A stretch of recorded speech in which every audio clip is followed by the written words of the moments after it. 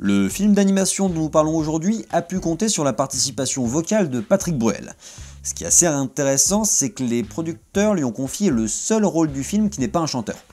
C'est-à-dire qu'ils se sont dit que le public ne pourrait pas croire que Patrick Bruel est un chanteur.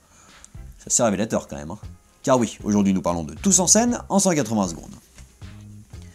Réalisé par Gareth Jennings et sorti le 25 janvier 2017, Tous en scène c'est l'histoire de Buster Moon, un directeur de théâtre en déficit qui décide d'organiser un concours de chant pour monter un nouveau spectacle pouvant le sauver de la faillite. C'est un film que j'ai trouvé ma foi assez plaisant, qui se suit sans déplaisir, mais qui est très paresseux et qui fait bien pâle figure par rapport au paysage de films d'animation qu'on a eu ces derniers mois, cette année notamment, où il y a eu vraiment du très très haut niveau. Ça m'a un peu fait penser à l'Âge de glace 2 et 3,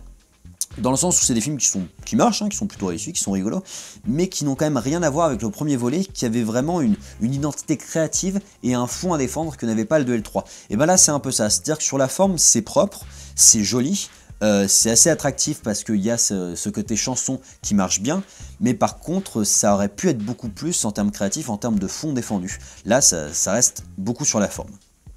Le gros souci que j'ai eu sur tout le début du film, qui se règle un peu sur la séquence finale qui marche et qui sauve le propos, c'est qu'on a l'impression de voir un jukebox animé dont le but est de diffuser le maximum d'extraits de chansons cultes en un minimum de temps. C'est-à-dire que pendant 1h15 de film, on a des extraits de chansons de 5 secondes sur plein de hits, il n'y a pas de souci là-dessus et des chansons très bien, mais du coup il y a un moment c'est trop, en fait ils n'ont pas profité du concept du film qui était quand même le chant, en fait le The Voice version bien, et plutôt que de développer quelques chansons choisies avec parcimonie et de vraiment les développer avec une interprétation très travaillée, avec une réinterprétation, un réarrangement, pourquoi pas une vraie cover, et ben là non, ils ont décidé de balancer le maximum de chansons possibles et de pas beaucoup travailler dessus. Moi j'ai été assez frustré par exemple de pas avoir le droit à des chansons de groupe. Parce que, je vais revenir dessus, globalement la grande force du film c'est d'avoir des acteurs US qui déchirent en termes de chant et qui réinterprètent des chansons de manière très très bonne, mais à aucun moment on les réunit pour une chanson chorale. Et ça c'est vraiment dommage. Et c'est aussi le souci du film, c'est d'avoir en fait beaucoup de personnages qui sont très bien interprétés vocalement par les acteurs US, mais à aucun moment on s'attache vraiment à eux parce que, comme je vous disais, tout reste sur la forme.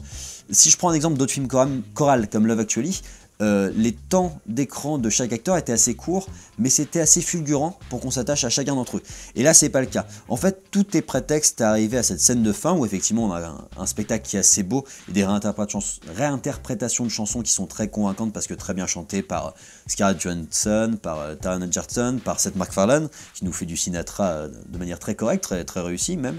Mais du coup, ça reste que sur cette forme de dire on va vous proposer un spectacle musical, un peu comme un show télévisé où on aura invité des acteurs qui n'ont pas l'habitude de chanter, et là on les met, et effectivement ça fait plaisir, mais c'est pas plus, et c'est bien dommage.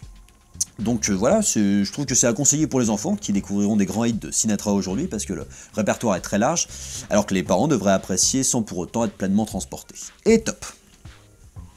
Voilà, j'espère que ce film vous a plu, comme je vous disais, c'est une réussite qui aurait pu être beaucoup mieux, mais allez, ça tient, allez, je valide. Je vous invite à liker, commenter, vous abonner, puis je vous donne rendez-vous sur la chaîne YouTube de Directive Première pour d'autres critiques ciné en 180 secondes.